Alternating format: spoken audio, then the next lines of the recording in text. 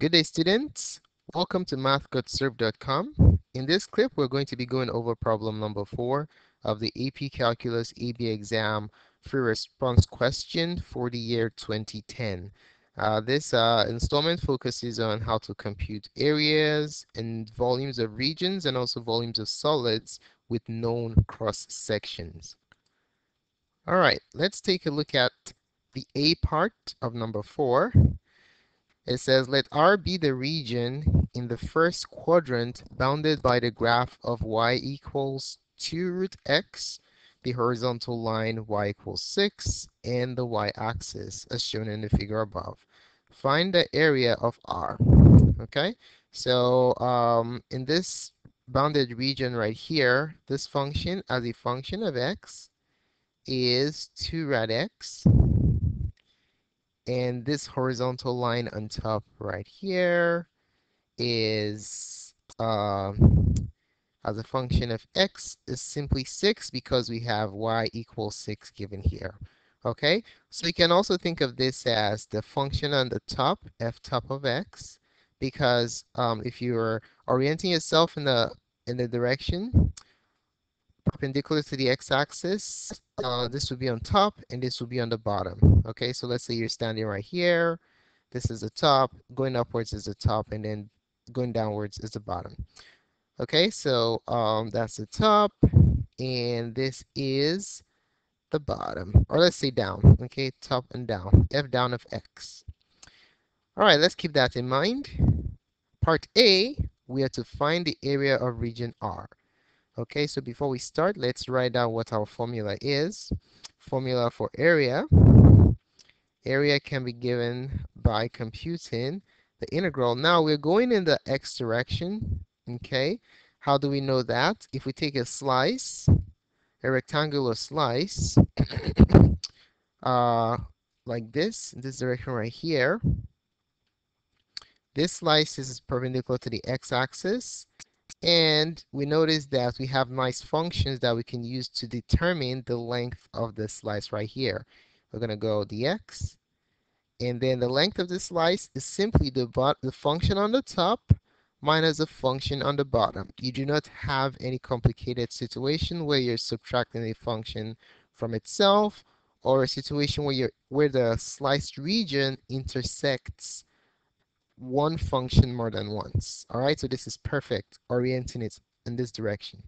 Now, since we're orienting it perpendicular to the x-axis, our entire formula is going to be in terms of x. Okay, so this slice, we're going to slice this entire area into infinitely tiny slices. We're going to be going from the left x coordinate, which is clearly 0, all the way to, this is x left right here, and then this will be x right. All right, what is x right? Let's take a look at it. X right is what you get when you extend this point of intersection downwards right to here. Okay, so it's basically going to be the x coordinate of this point of intersection. Okay, so we're going from 0 all the way to 9. That will be our limits of integration. But before we input the value, let's write down the formula first. So we've oriented our slice. Now, let's write down the formula. We have x left. We're going from x left to x right. That's the direction that our slice is going to be moving, x left to x right, times taking the integral of the function on the top. So f top as a function of what?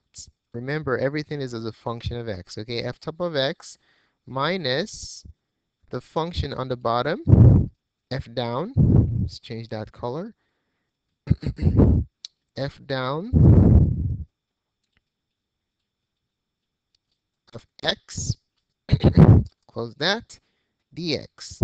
You notice that we have x everywhere. We have x for the limits, the functions are functions of x, dx, the dummy variable. Okay, so this is the formula we're going to use to compute the area of this region here, region R. Okay, so let's go ahead and define what those variables are. Let's assign them their values. So x left is this starting x value right here, which is 0. X right, our upper limit of integration is the x coordinate of the point of intersection, 9. Uh, f top as a function of x is a function on top, okay? Going in the x direction, that's top. F top of x is 6.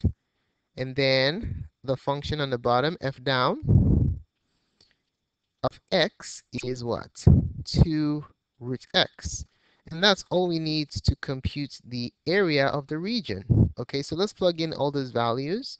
So area A is going to be the integral from 0 to 9 of 6 minus 2 rad x.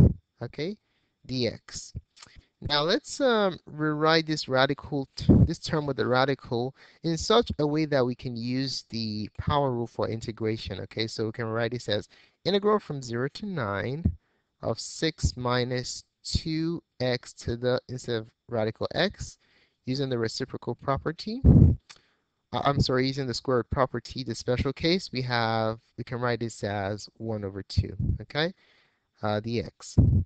Now it's easy to integrate that using the power rule. So we find the antiderivative. We're going to have 6x to the 1 over 1, which is just 6x.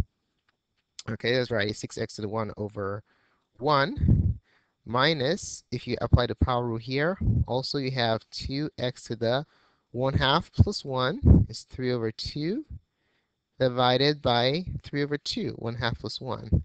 And this will be evaluated from, we're evaluating this from 0 to 9, okay? Evaluated from 0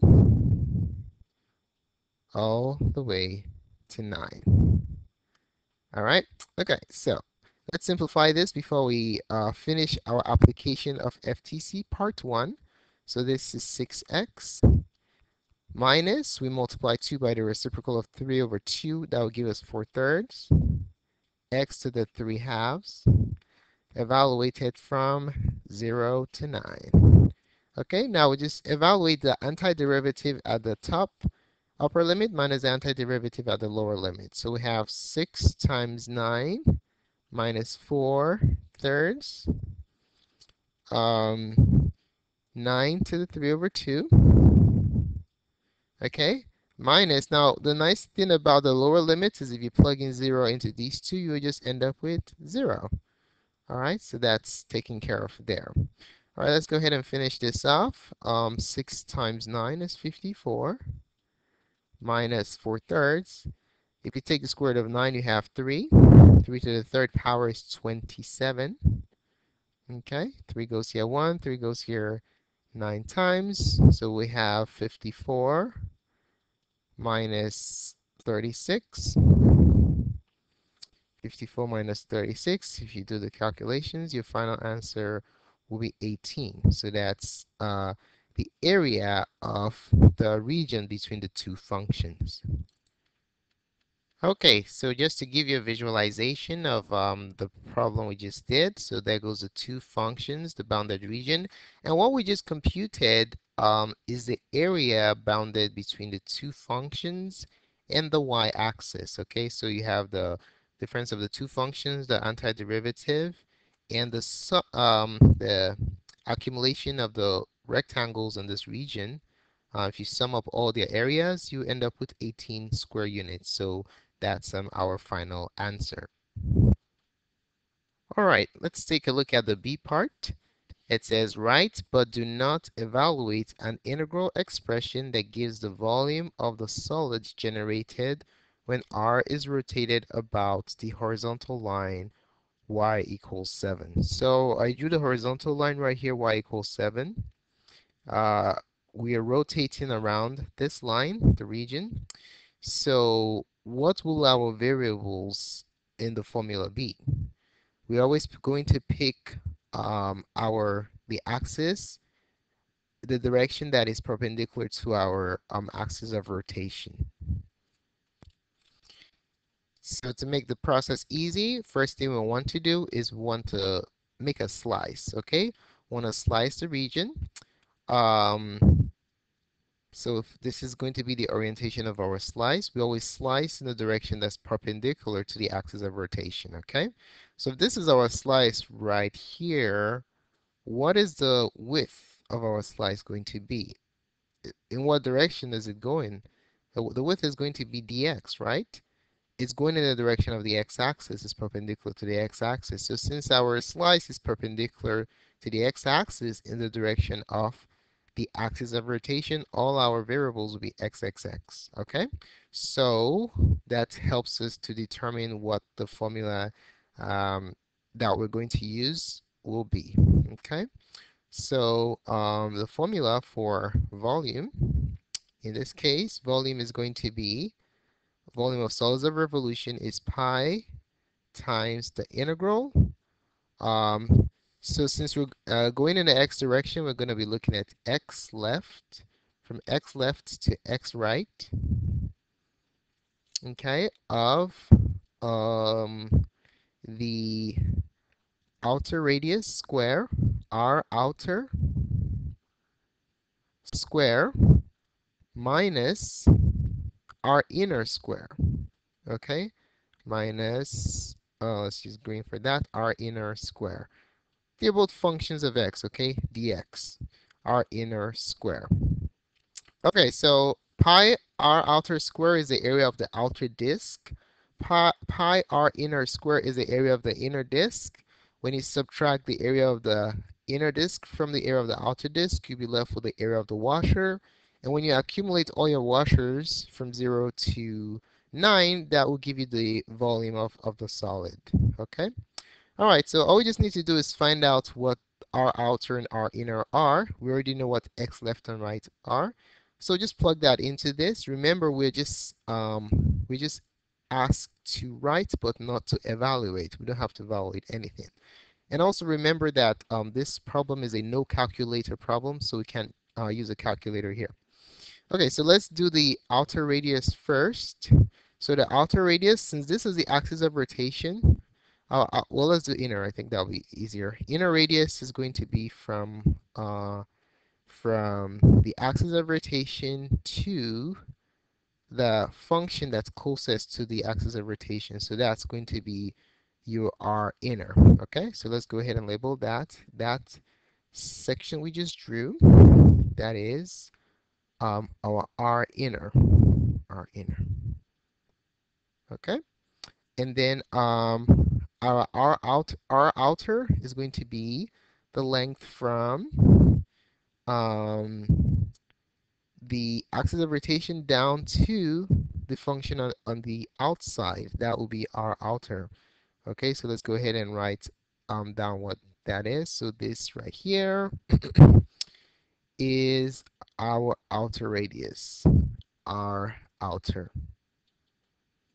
All right, so let's label our functions so it's easy for us to compute the values. So for our outer, we know that this function here, this is, remember, is a function of x, f of x equals 2 rad x.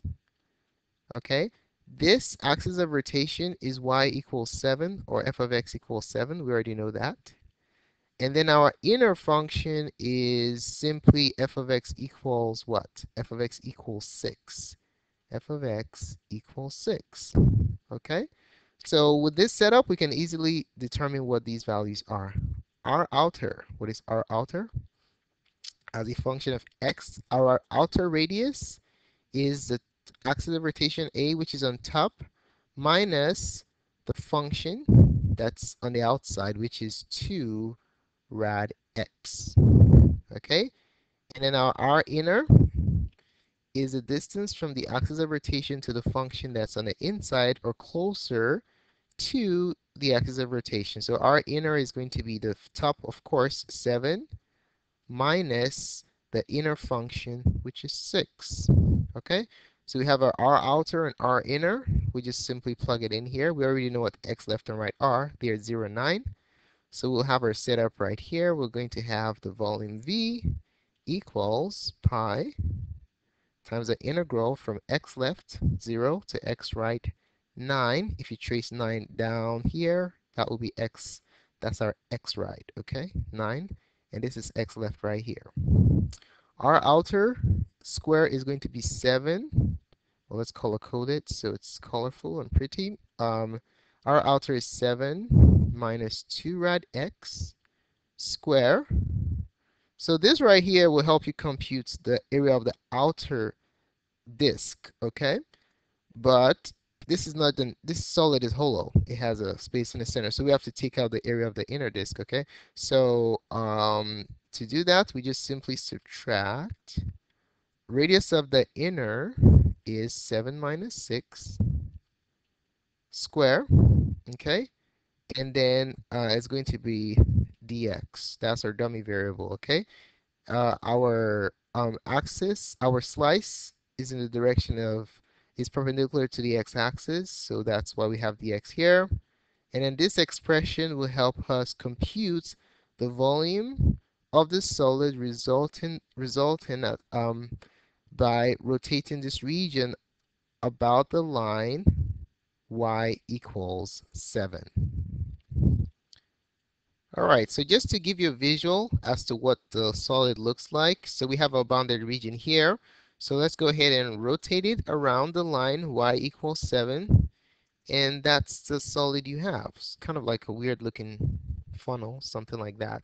Anyway, so that's the region. And then if you have accumulate your infinite number of washers, the resulting volume will be the volume of the solid. Okay, so there you have it. All right, let's take a look at the C part. It says the region R is the base of a solid. For each y, where 0 is less than or equal to y less than or equal to 6, the cross section of the solid taken perpendicular to the y-axis is a rectangle whose height is 3 times the length of its base region R. Write, but do not evaluate, an integral expression that gives the volume of the solid. Okay, so first thing we're going to do is we want to write down the formula in the right, using the right variables. So we have to make our slice. So how do we slice it? Do we slice it perpendicular to the x or the y-axis? What I have here is the region. I drew the region by basically tilting the coordinate system downwards so I can have a good perspective of my solid. This is the y-axis, that's the x-axis. Now we're told that the cross section is perpendicular to where? The y-axis. So how are we going to slice our region? We're going to slice it in that orientation perpendicular to the y-axis. So if you're perpendicular to the y-axis, guess what? Your slice is going to be dy in thickness, and your formula is going to be all y's. Okay. So let's go ahead and write down what our formula is going to be. The formula for the volume of solids of cross sections is given by the integral from, since we're going in the y direction, we're going to go from the y down to y top, okay? Time the integral of the area as a function of what? Y. Remember, we're perpendicular to the y-axis, our slice. So everything is y, d what? dy. All right, so now that we have our orientation together, we can now start to label our functions and then find the uh, necessary components. All right, so we have, this is just the base. We're told that the rectangle, the height is 3 times the length of the base. So let's call the base, let's call it L. And we have a rectangle. Let's just draw a rectangle right here. So that's our rectangle. What do we know about this rectangle? Well, we know that the base is a third of the height, or the height is 3 times the base. So if that's L, this is 3L right here. Let me change the color real quick. Okay, I made it all blue so you can clearly see what's going on. So this is one of the cross sections, okay? We're finding the resulting accumulation of the sum of the all the areas of the cross sections that will give us the volume, all right? Now, if we have this rectangle right here, what is the area going to be? We know that area is length times width, elementary geometry. This is the length, the width is 3L. So the area of this cross section as a function of L is going to be length times 3L, the width. Okay? So the area is going to be 3L square. That's the area of this region right here as a function of L. All right? Okay. Now we know that the point of intersection here is 9, 6. So our slice is oriented in this direction.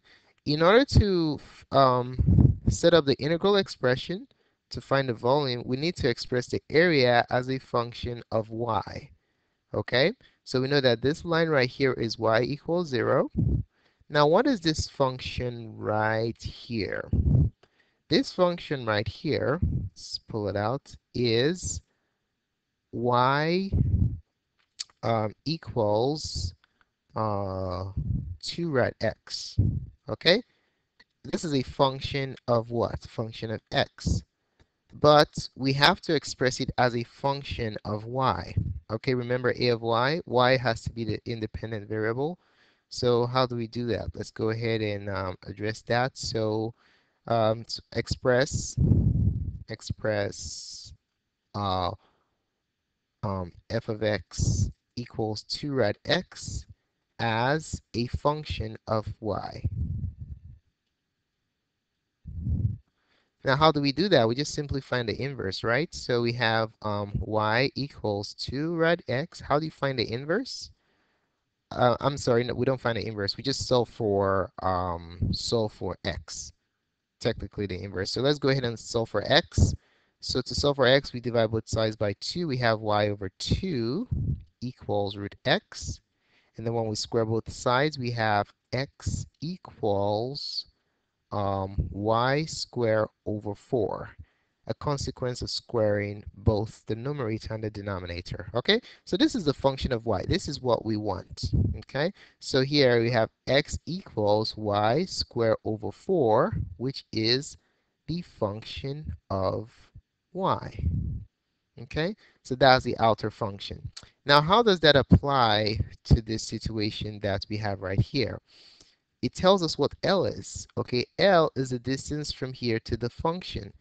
L is equal to the function y squared over 4 minus the second function, which is 0, right there. So that's the length. From 0 to the function y squared over 4, that's the length. Okay, so L is y squared over 4. Excellent. Now let's go back to the formula. I think we're ready to put everything together now. The volume of the solid with the known cross section is the integral from y down to y top. Y down is 0. Y top is the y coordinate of this point of intersection. Remember, it's y, y, y. That's all we're dealing with here. So 6. Now the area, we need the area as a function of y, dy, okay? We know what the area is as a function of L, 3L squared. So to make it a function of y, what do? We simply plug in y squared over 4 into L. Okay, so we have the integral from 0 to 6 of, instead of 3L squared, we have 3 times y squared over 4 square dy. Okay, this is 3L squared where we substituting y squared over 4 for L. And then we can just make it look pretty. We can then rewrite this as an integral from 0 to 6 of 3. If you square 4, you get 16. Y squared squared is y to the 4th dy. So this is the expression for the resulting solid that we're talking about. All right, let's show you a visualization as to what the resulting solid is. So we have this is the base, the region bounded by the two curves. So if we take a look at the resultant solid, that's what we're going to have. You have basically the rectangle where the base is 3 times the height. And then if you find the infinite sum of all the rectangles, that gives you the volume of the resultant solid. So that is a visual of what the situation looks like. Thanks so much for taking the time to watch this presentation. We really appreciate it. Feel free to subscribe to our channel for updates to other cool tutorials such as this. If you have any questions or comments, feel free to include it in the comments section below this video and we'll be glad to address it as soon as possible. More clips can be found on mathgotserved.com. Thanks again for watching and have a wonderful